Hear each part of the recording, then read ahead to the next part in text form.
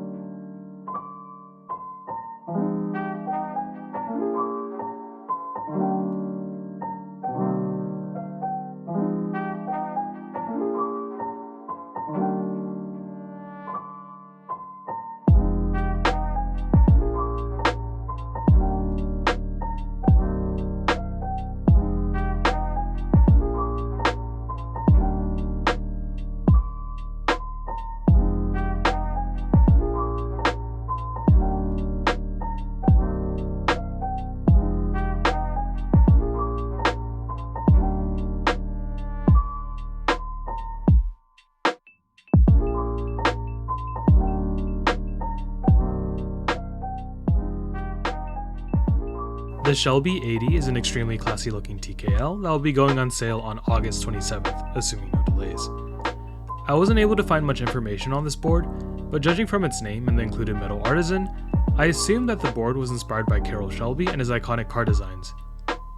The design of this keyboard is pretty simplistic overall, which I like, since sometimes designs can be over the top, which just makes it look cluttered.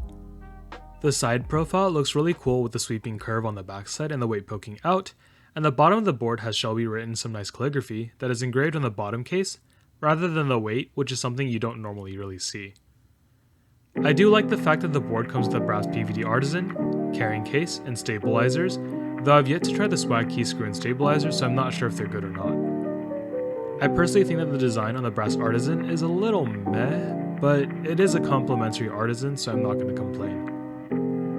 I think the biggest draw is the fact that the board only costs $349 for most colors and $369 for E white, which puts it at mid-range in terms of pricing, but it definitely looks more premium. Overall, the Shelby 80 is a really cool looking board that includes some nice accessories at a pretty good price.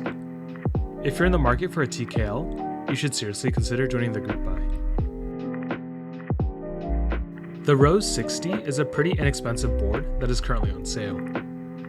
It retails for $195, which puts it kind of in the middle of budget and mid-range, and offers an interesting feature that allows you to change the layout of your keyboard by simply swapping out the top plate that is held by magnets.